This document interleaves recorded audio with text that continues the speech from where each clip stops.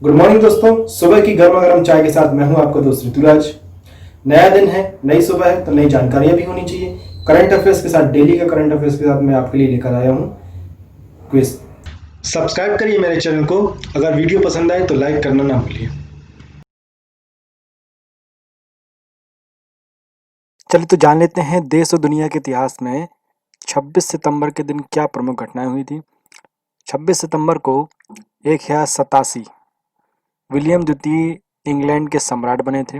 1820 को भारतीय समाज सुधारक, शिक्षाविद, स्वतंत्रता संग्राम सेनानी ईश्वर चंद्र विद्यासागर जी का जन्म हुआ था। आपने ईश्वर चंद्र विद्यासागर जी की कहानियां पढ़ी ही होंगी। ये हर एग्जाम मतलब ये आपने हर स्कूल में पढ़ी होगी।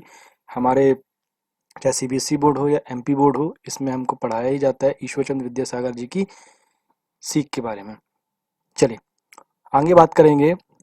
26 सितंबर के ही दिन 1973 में सुपरसोनिक कॉनकॉर्ड यात्री हवाई जहाज ने अटलांटिक की यात्रा को रिकॉर्ड समय में यानी कि महज 3 घंटे 32 मिनट में पूरा किया था। आज ही के दिन 1986 में ब्रिटेन और चीन के बीच हांगकांग को लेकर समझौता हुआ था। आज ही के दिन 26 सितंबर के दिन 1960 में राष्ट्रपति पद के लिए जॉन एफ कैनेडी और रिचर्ड निक्सन के बीच हुई बहस को पहली बार 7 करोड़ लोगों ने टीवी पर देखा था। तो यहाँ पर एक बहुत इंटरेस्टिंग चीज़ है। राष्ट्रपति पद के लिए जो बहस हुई थी जॉन एफ कैनेडी और रिचर्ड निक्सन के बीच में हुई थी, पहली बार टीवी पर लगभग 7 करोड़ लोगों ने इसको लाइव देखा था। फिर देख लेते हैं 2004 को अमेरिका ने अर्धसैनिक अंतरिक्ष कार्यक्रमों के लिए भारत को तकनीकी देने का निर्णय किया। 2007 में वियतनाम के दक्षिणी शहर कैनेथो में एक निर्माणाधीन पुल के ध्वस्त हो जाने से 62 श्रमिकों की मृत्यु हो गई थी। तो ये तो था हमारा आज की डेट में क्या प्रमुख घटनाएं हुई थी। अब हम वापस आ जाते हैं अपने करंट अफेयर्स क्विज की तरफ। क्वेश्चन है यहाँ पे, निम्न में से किस देश ने भारत समेत 3 देशों की यात्रा पर प्रतिबंध लगा दिया है। चलिए इसका आंसर आप मुझे दीजिए कमेंट में। किस देश ने भारत समेत 3 और देशों की यात्रा पर प्रतिबंध लगा दिया है? वो देश है कौन सा? सऊदी अरब, बांग्लादेश, जापान या फिर श्रीलंका। चलिए इसका आंसर आप मुझे कमेंट में दीजिए। अगर आपने मेरे चैनल को अभी तक सब्सक्राइब नहीं किया है तो प्लीज़ इसे सब्सक्राइब करिए, और जिससे आपको आने वाले समय में जो नए वीडियो आने वाले हैं उनका नोटिफिकेशन आपको मिलता रहेगा। साथ ही साथ अगर वीडियो आपको पसंद आता है तो प्लीज़ लाइक करना ना भूलें, और इसके साथ ही साथ अगर आपको इन क्वेश्चंस के आंसर आते हैं तो प्लीज़ कमेंट में आंसर देते चलिए। चलिए इसका आंसर रहने वाला है सऊदी अरब। सऊदी अरब के बारे में जान लेते हैं, थोड़ी सी जानकारी और ले लेते हैं। सऊदी अरब ने भारत समेत 3 देशों की यात्रा पर प्रतिबंध लगा दिया। वे देश कौन थे अब वो देखेंगे। कोरोना वायरस के मद्देनजर सऊदी अरब ने इन देशों से आने वाले लोगों पर भी रोक लगा दी है। भारत के अलावा इसमें ब्राज़ील, अर्जेंटीना भी शामिल है। इन देशों में कोरोना के लगातार बढ़ते कोरोना संक्रमण के मामलों को देखते हुए यह निर्णय लिया गया। इसके अलावा जो लोग इन देशों से यात्रा करके आए हैं उनको 14 दिन के लिए आइसोलेशन में भी रखा गया है। तो यहाँ पर जैसे हमारे देश में, भारत में विदेशी फ़्लाइट जो हैं वो पूरी तरह से बैन करके रखी गई हैं, वैसे ही अब यहाँ पर सऊदी अरब में भी ये सिस्टम निकाल दिया है कि भाई भारत, अर्जेंटीना और ब्राज़ील से कोई भी बाहर से नहीं आएगा, और अगर आ गए हैं जो लोग उनको 14 दिन के लिए आइसोलेशन में रखा गया है।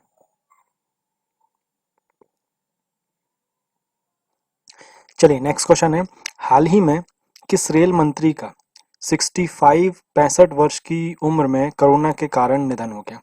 चलिए इसका आंसर आपको मुझे कमेंट में देना क्या रहने वाला है। हरदीप सिंह पुरी, राजीव गाबा, सुरेश अंगड़ी या फिर मनोज सिन्हा।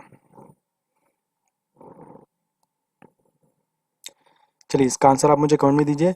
65 वर्षीय किस रेल मंत्री का, किस रेल राज्य मंत्री जी का निधन हो गया कोरोना की वजह से? चलिए इसका आंसर है सुरेश अंगड़ी जी। रेल राज्य मंत्री सुरेश अंगड़ी का कोरोना महामारी की वजह से निधन हो गया। कोरोना संक्रमण से जान गंवाने वाले ये पहले केंद्रीय मंत्री हैं। सुरेश अंगड़ी 65 वर्ष के थे। सुरेश अंगड़ी कोरोना वायरस की वजह से मरने वाले कर्नाटक के दूसरे सांसद हैं। इससे पहले अशोक गस्ती की पिछले दिनों कोरोना के कारण मौत हो गई थी। वे राज्यसभा के सांसद थे। वे कर्नाटक के बेलगाम सीट से 4 बार लोकसभा सांसद रहे। 2004, 2009, 2014 और 2019 में बेलगाम से लोकसभा चुनाव जीतकर संसद पहुंचे थे। चलिए एक और यहाँ पे एक दुखद खबर आ रही है। हमारे प्रसिद्ध सिंगर एसपी बालासुब्रमण्यम जी, एसपी बालासुब्रमण्यम बालासुब्रमण्यम जी, मैं यहाँ पे आपको इनिशियल्स लिख देता हूँ। एसपी बालासुब्रमण्यम जी का भी निधन हो गया आज ही की डेट में, सॉरी कल की डेट में हुआ उनका 25 सितंबर को, 25 सितंबर को उनका निधन हुआ। एसपी बालासुब्रमण्यम जी का, ये बहुत ही फेमस सिंगर थे। उन्होंने बॉलीवुड में, हॉलीवुड, बॉलीवुड में और तमिल, तेलुगु कई भाषाओं में बहुत अच्छे अच्छे गाने दिए हैं। इनका 25 सितंबर को निधन हुआ, एसपी बालासुब्रमण्यम जी। चलिए नेक्स्ट क्वेश्चन है, निम्न में से किस पहली महिला को राफेल लड़ाकू विमान उड़ाने के लिए चुना गया था? ऑप्शन है आपके पास कोमल सचदेवा, शिवांगी सिंह, अंजलि सिंह या फिर अवनी चतुर्वेदी। आपको आंसर बताना है किस महिला को राफेल लड़ाकू विमान उड़ाने के लिए चुना गया है, किस पहली महिला को। चलिए इसका आंसर आप मुझे कमेंट में दीजिए, क्या रहने वाला है।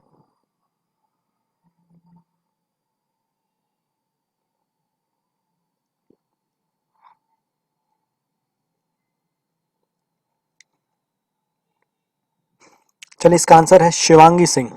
शिवांगी सिंह लड़ाकू राफेल विमान उड़ाने वाली पहली महिला पायलट बन गई है।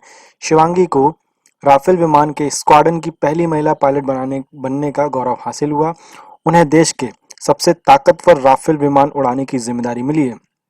शिवांगी की पोस्टिंग इस समय राजस्थान में है। हैदराबाद में ट्रेनिंग पूरी होने के बाद शिवांगी इस समय मिग 21 की फाइटर पायलट हैं और वह राजस्थान में हैं।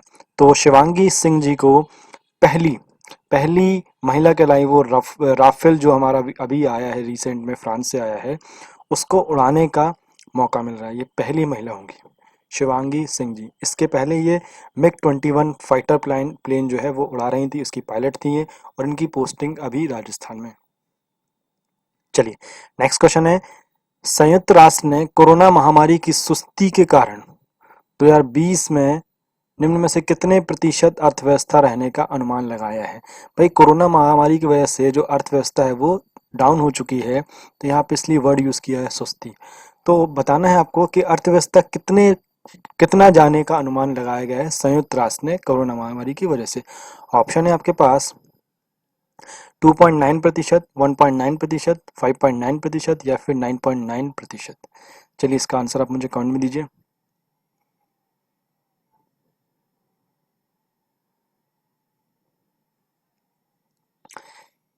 चलिए इसका आंसर कमेंट में दीजिए। भाई सिर्फ आपको आईपीएल ही नहीं देखना है, क्योंकि आईपीएल आपको सिलेक्शन नहीं दिलाने वाला कहीं पर। आप आईपीएल देखिए, अच्छी बात है, परंतु साथ ही साथ में पढ़ाई भी करते चलिए। आईपीएल तो निकल जाएगा 2 महीने बाद, और 2 महीने बाद फिर हमारे एग्जाम आ जाएंगे, तो एग्जाम के लिए हमको प्रिपेयर रहना जरूरी है, इसलिए आप पढ़ाई भी करते चलिए। चलिए इसका आंसर रहने वाला है 5.9%।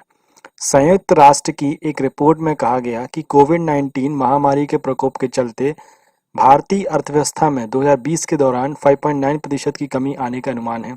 व्यापार और विकास पर संयुक्त राष्ट्र सम्मेलन अंकटाक की इस रिपोर्ट में अनुमान जताया गया कि इस साल वैश्विक अर्थव्यवस्था में 4.9% की कमी होगी। प्रत्यक्ष विदेशी निवेश के प्रवाह में करीब 40% और विदेश से धन प्रेषण में 100 अरब अमेरिकी डॉलर से अधिक की कमी आई। चलिए नेक्स्ट क्वेश्चन है, अंतर्राष्ट्रीय पत्रिका टाइम ने 100 सबसे प्रभावशाली लोगों की लिस्ट में किस भारतीय अभिनेता को शामिल किया है? यहाँ पे अभिनेता की बात पूछ रहा है, ध्यान रखिए, नेता की बात नहीं पूछ रहे। नेता में तो एक हमारे जो फिक्स हैं वो तो हमारे बने चले आ रहे हैं, यहाँ पे नेता की बात हो रही है। किस नेता को यहाँ पे चुना गया है टाइम 100 प्रभावशाली लोगों में? ऑप्शन है आपके पास सलमान खान, अजय देवगन, अनिल कपूर या फिर आयुष्मान खुराना। चलिए इसका आंसर आप मुझे कमेंट में दीजिए, क्या रहने वाला है।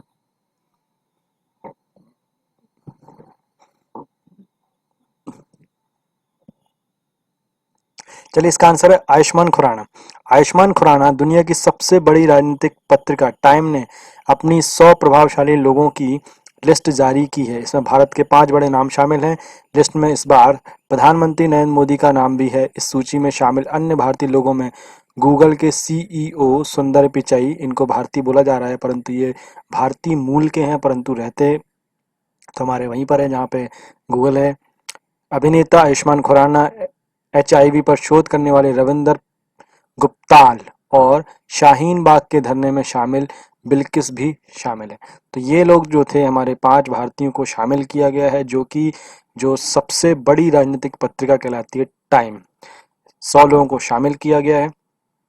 अब यहाँ पे एक बात और आती है कि आयुष्मान खुराना जी को यहाँ पे क्यों शामिल किया गया। चलिए, प्रधानमंत्री मोदी जी की बात तो मान लेते हैं, चलिए वो बहुत बड़े आइकॉन हैं। आयुष्मान खुराना जी की क्यों? क्योंकि आयुष्मान खुराना जी को अभी रिसेंट में जो हमारा यूनेस्को है उसने क्या किया, ब्रांड एम्बेसडर चुना। संयुक्त राष्ट्र संगठन ने ब्रांड एम्बेसडर चुना। किस चीज़ के लिए ब्रांड एम्बेसडर चुना? बच्चों के लिए, जो बच्चों को प्रभावित करने के लिए अब आयुष्मान खुराना जी को ब्रांड एम्बेसडर चुना। तो उस वजह से टाइम मैगजीन ने ये चीज़ ली कि भाई ये जब जो हमारा जो यूनेस्को है, या बोल सकते हैं हमारा जो संयुक्त राष्ट्र संगठन है, वो अगर इनको इम्पोर्टेंस दे रहा है तो भाई ये तो बनी बात है कि प्रभावशाली होंगे।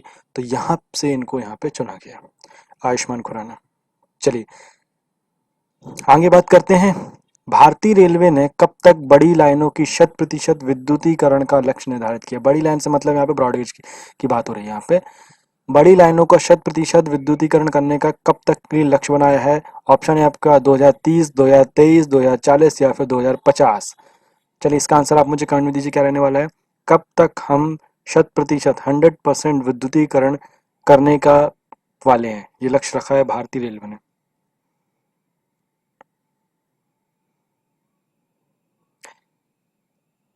चलिए, इसका आंसर रहने वाला है 2023। चलिए, 2023 तक हम पूरी तरह से 100% विद्युतीकरण कर लेंगे रेलवे में।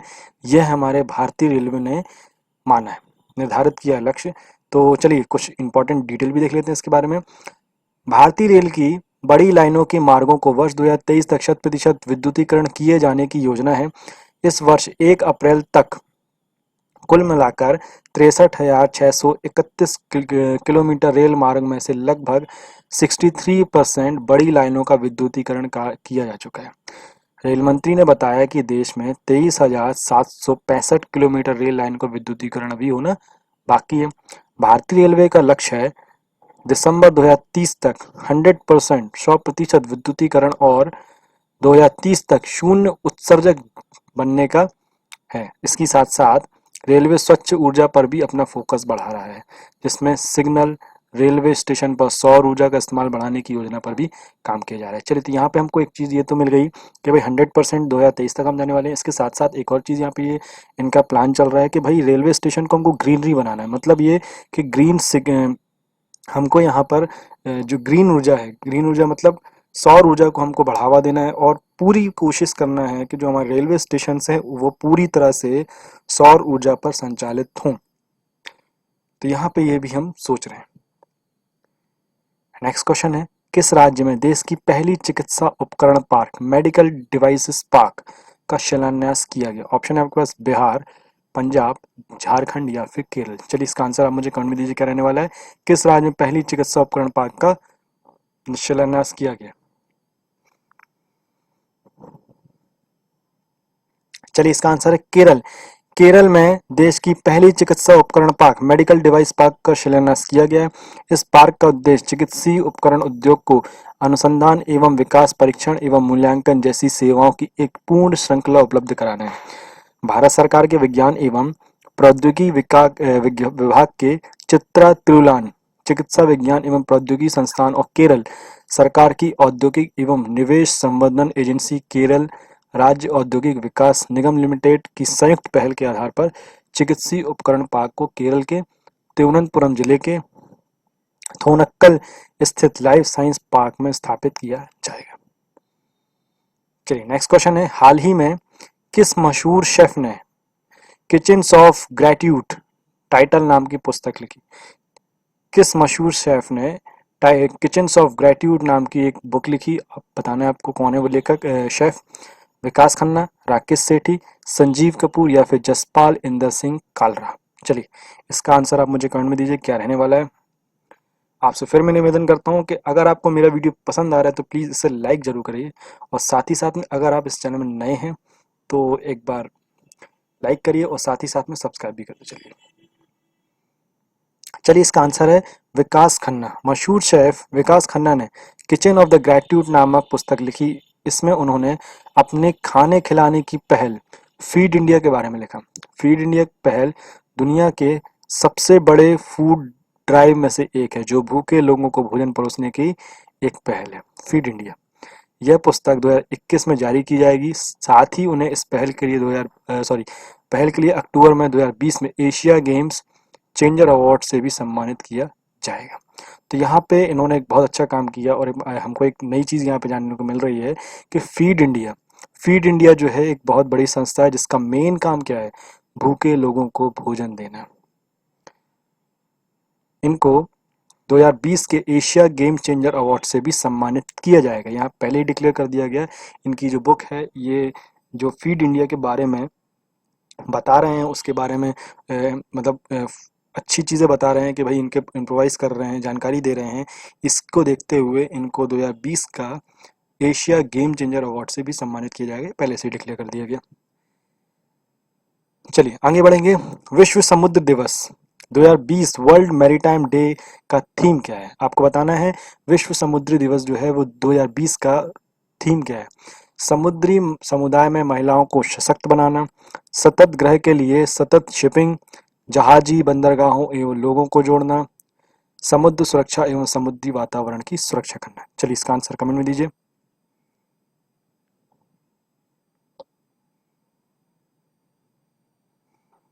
चलिए इसका आंसर रहने वाला है सतत ग्रह के लिए सतत शिपिंग।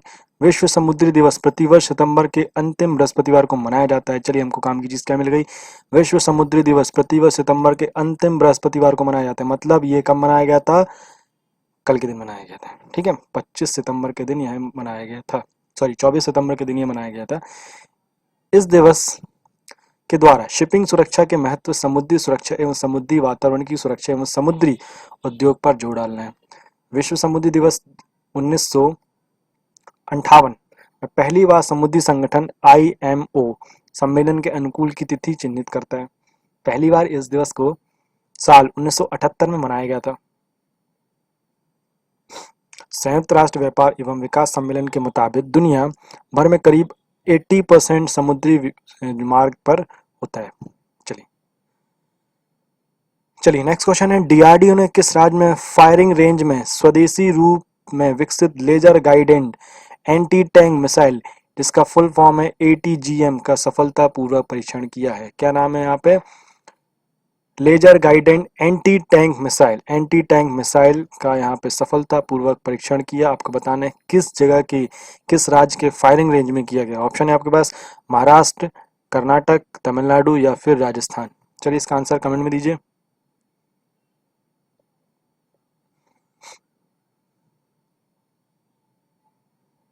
चलिए इसका आंसर रहने वाला है महाराष्ट्र। DRDO ने laser guided anti tank missile का सफल परीक्षण किया।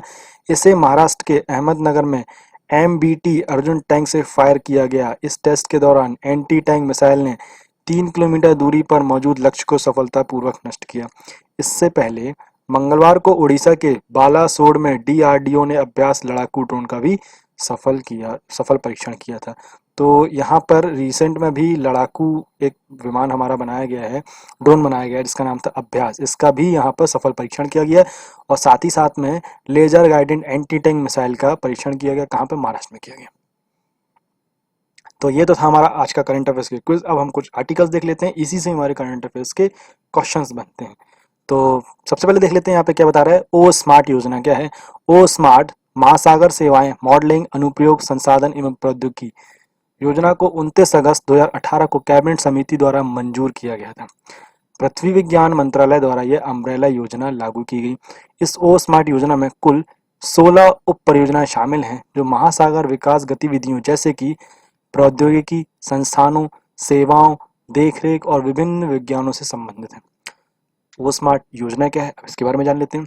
ओ स्मार्ट महासागर सेवा मॉडलिंग अनुप्रयोग संसाधन एवं प्रौद्योगिकी के बारे में बात कर रहा है। ये योजना जो है सरकार द्वारा शुरू की गई एक योजना है जिससे वर्ष 2017-18 से वर्ष 19 से 20 की अवधि के दौरान कुल 1,623 करोड़ रुपए की लागत के साथ क्रियान्वित किया गया। इस योजना का उद्देश्य महासागर अनुसंधान को आगे बढ़ाना और प्रारंभिक चेतावनी मौसम प्रणाली स्थापित करना है।